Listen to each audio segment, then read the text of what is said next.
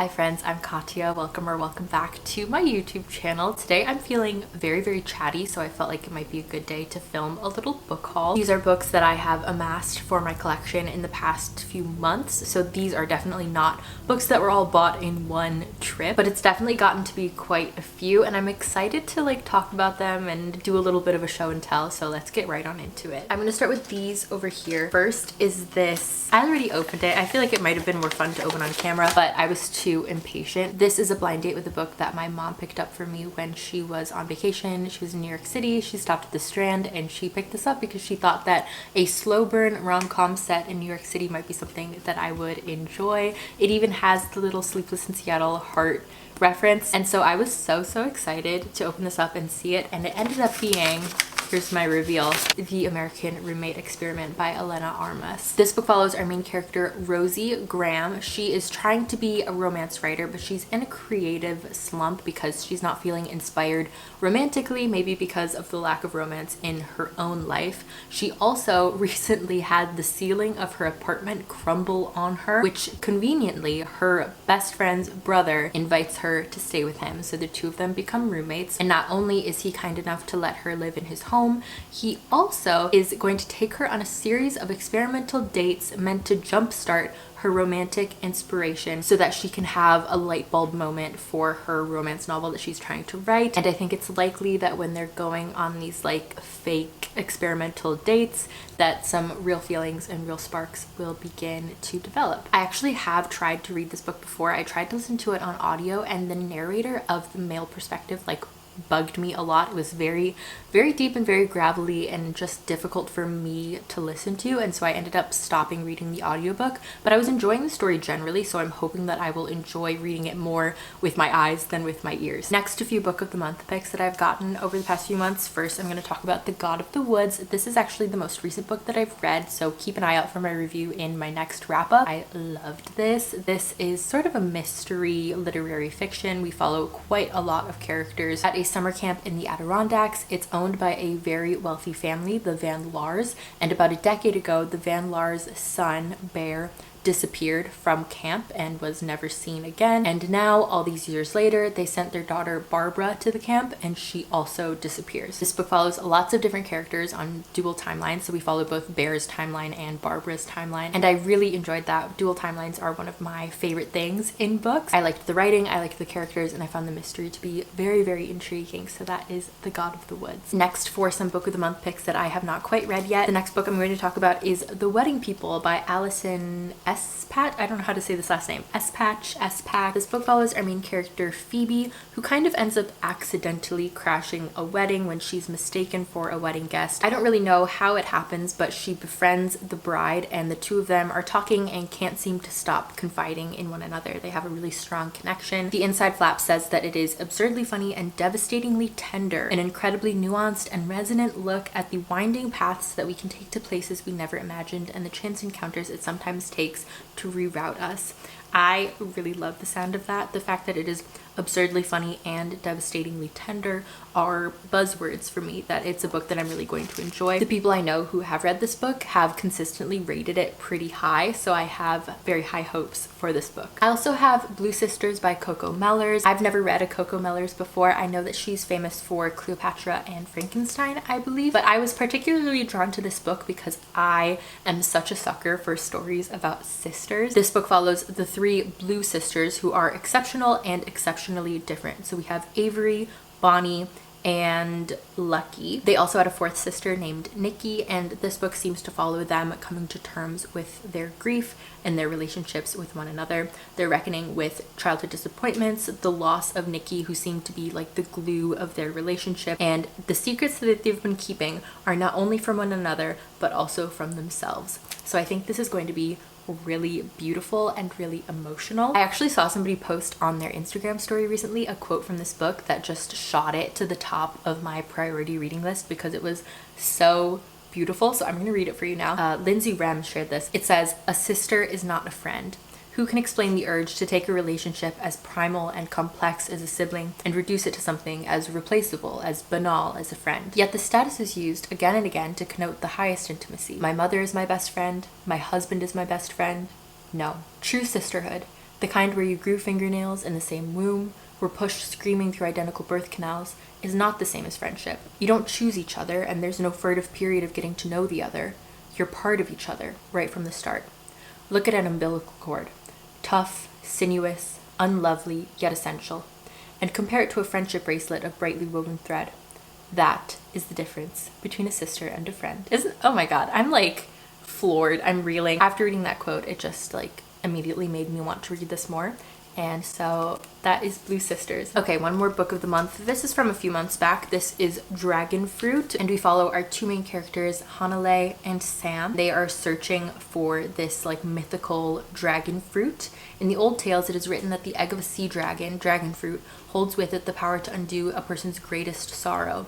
But as with all things that offer hope when hope was gone, the tale comes with a warning. Every wish demands a price. This seems like it's going to be such a fun, adventurous story. Maybe something that I'll wait until a warmer month to read, but I'm very, very intrigued just by like the aesthetics of this. I also think the cover is so stunning, and I love this adorable little bat. He's on the front and he's on the back as well, and I already love him, and I hope that he's a large animal companion sort of character throughout the story. Next is probably my favorite thing in this book haul. It's so beautiful. I'm surprised there aren't like angel choirs singing every time I look at it, and that is the Hunger Games Illustrated Edition. I don't know if you guys know, the Hunger Games is my favorite book series ever.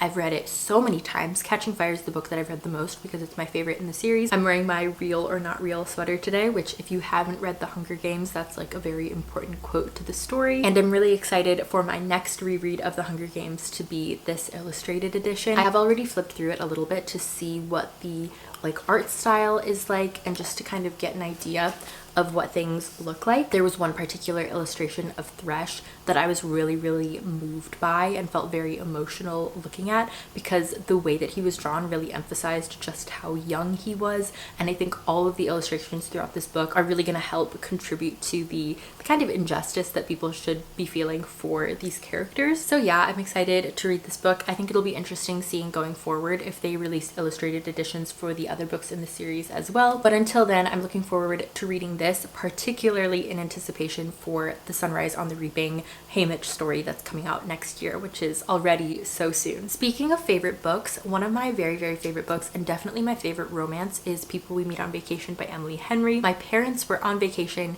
They went to London a few months ago, and they picked up the UK edition of People We Meet on Vacation, You and Me on Vacation. So again, People We Meet on Vacation is a book that I love to reread, and hopefully next time I will read this version instead. I know that it's just very slightly different. There's a plot point that I'm not sure is included in this version, but this book follows best friends Alex and Poppy, and the fact that they have gone on vacation together every year for almost the past decade, and we see their feelings for one another grow over the course of those many years. I think that their connection is so strong and so beautiful, and makes me kind of emotional even to think about, because I love them so much and I relate to each of them in different ways, and every time I read it I cry. Now for a couple that I've already talked about a lot on this channel, so I'm gonna kind of just breeze past them right now. Funny Story, also by Emily Henry, one of my favorite books that I've read so far this year. This is a romance, another emotional romance that I really enjoyed, and is again on my top favorites list.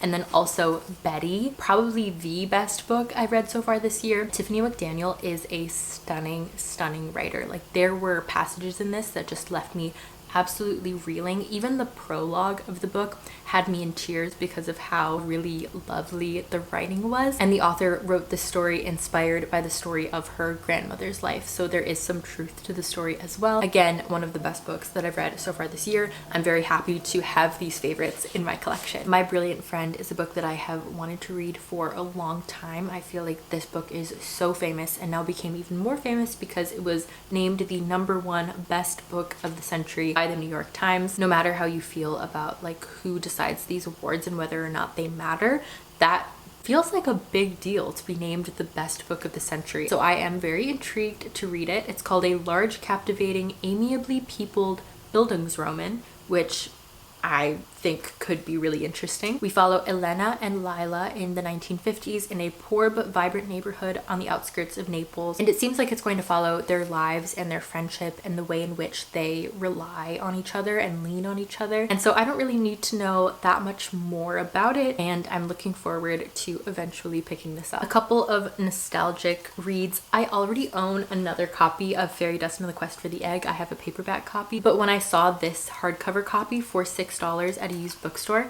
I just got really excited because this was one of my favorite books growing up, and I think the illustrations are so stunning. So whether I keep it for myself or I was thinking maybe I'll hold on to it to gift to somebody, it's something that as soon as I saw it, I was like, I have to get it. This book follows Prilla, who is the newest fairy to arrive in Neverland. And the long story short is that Prilla ends up going on a quest with 2 other fairies to save Fairy Haven. It's whimsical, it's magical. There's a scene where a fairy has to give up her wings that made me so emotional at the time that I'm sure would make me just as emotional now. I love this book, and now I own a paperback and a hardcover. Another nostalgic pick, Dragon Rider. I bought this again at a used bookstore. I also kind of love that this edition, you can see blacked out in the front cover the teacher's name, so I assume that this was in a classroom once upon a time. This is another kind of journey quest book. We follow a dragon named Fire Drake, a boy named Ben, and then Sorrel, who they call their furry friend. I don't know what sort of creature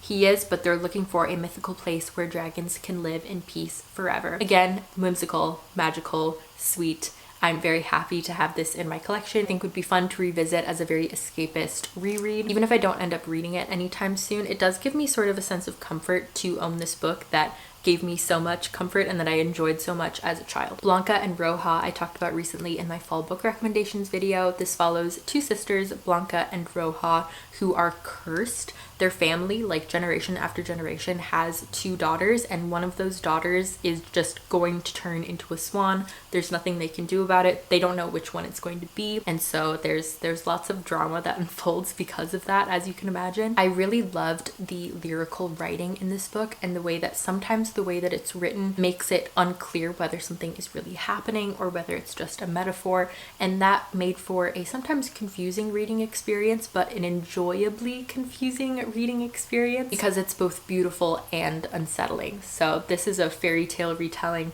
that I really enjoyed, and I'm happy to own. I also bought Heidi in the same trip that I bought Dragon Rider, and this was almost entirely a cover buy. I love the Rifle Paper Company series of classics that they do with these very cute illustrated covers, and this book follows a young girl named Heidi who lives in the mountains and has a very optimistic outlook on life, I think. I don't really know that much more than that. I was visiting that used bookstore with my friend Chloe, and she knows how much I love the Rifle Paper Company covers, and so for my birthday she got me the Pride and Prejudice Rifle Paper Company. Pride and Prejudice is one of my favorite books, definitely one of my favorite classics. It's neck and neck with Emma for my favorite Jane Austen, and so I'm so happy to own yet another beautiful edition of Pride and Prejudice because I do have a couple already. Pride and Prejudice is a beautiful hate to love romance following Elizabeth Bennet and Mr. Darcy, and if you have not read it yet, I implore you to. Now for a modern romance, I recently read Forget-Me-Not, which is a second chance romance following a florist and a wedding planner. They are forced to work together for a pretty high-profile wedding after having been broken up for a while and not speaking to one another for a while, and now that they are in the same vicinity again, all of their feelings are bubbling to the surface. There's lots of tension and jumping timelines from before,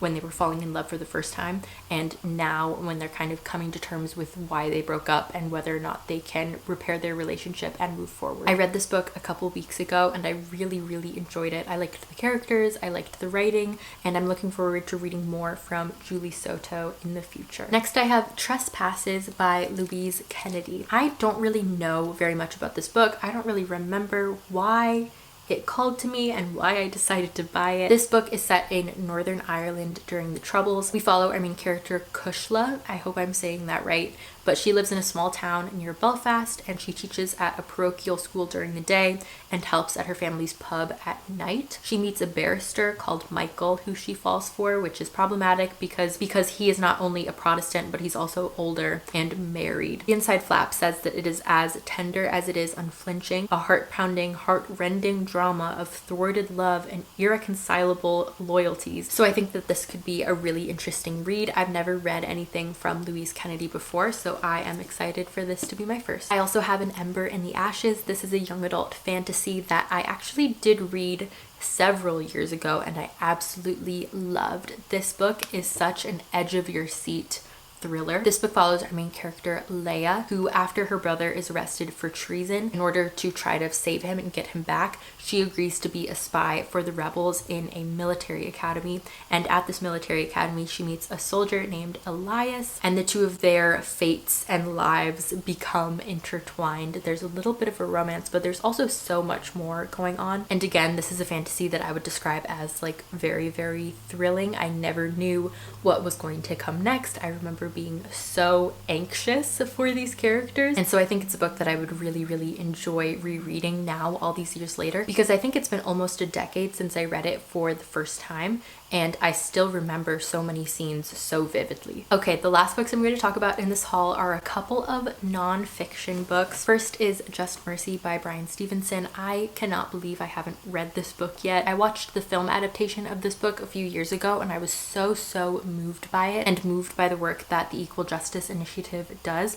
The Equal Justice Initiative is a legal practice that is dedicated to defending the poor, the wrongly condemned, and those trapped in the furthest reaches of our criminal justice system. So this story follows Bryan Stevenson towards the beginning of his career when he's helping inmates on death row, and particularly the case of Walter McMillan, who was a young man sentenced to die for a notorious murder that he didn't commit. So this is a book that really points out the flaws and the injustices in our criminal justice system. It's a book that I can't believe I haven't read yet, because this is a subject about which I'm really, really passionate, and so I'm glad that I own it. It is one, however, that I think will be a very heavy and difficult read, so maybe one that I will have to read slowly. In kind of that same vein, I also have The New Jim Crow. This is a book that I was surprised came out so long ago. This is the 10th anniversary edition of the book, and it's a critique of, again, the criminal justice system and the fact that the war on drugs particularly targeted Black men and decimated communities of color. And it talks about how the old forms of discrimination, so discrimination in employment, in housing, education, public benefits, the denial of the right to vote, are suddenly legal once you are labeled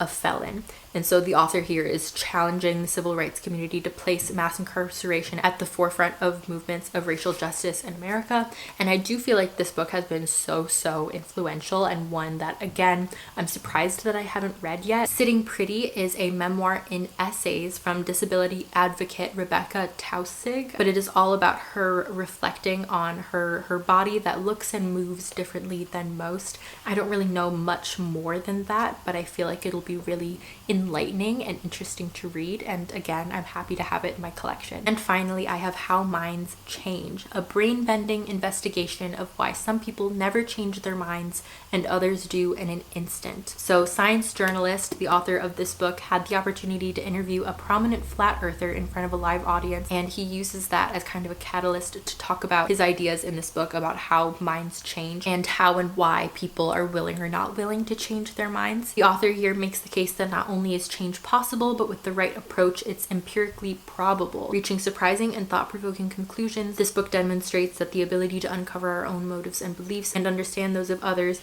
may be the greatest persuasive tool of all. I don't know for sure that this is what I will get from this book, but what I'm hoping that this book will contain is discussions about how to speak with people who have a different view from you in a way that won't get them to immediately shut you down. I think particularly after being so disappointed in politics lately, that I would love to be able to understand people and to get them to understand why I believe the things that I believe, because reading is inherently political, whether people like to admit that or not. And so I'm hoping again that this has good strategies for being able to have productive conversations. But yeah, that's How Minds Change. And that is going to be all of the books that I talk about in today's book haul. I feel like I should try to stack them all up so that we can really get a good idea of how many books are in this haul. Oh my gosh, oh my gosh, oh my gosh, oh my gosh. Here they are. You can't see this, I'm not gonna move the camera, but it's all the way up to my chin right now. Oh my gosh, I'm so impressed that I could pick that up. Okay, that's going to be all of the books that I talk about today. Thank you so much for watching. I really appreciate you. Don't forget to like and subscribe and click the bell to be notified of the next time I post, and I'll see you in my next video.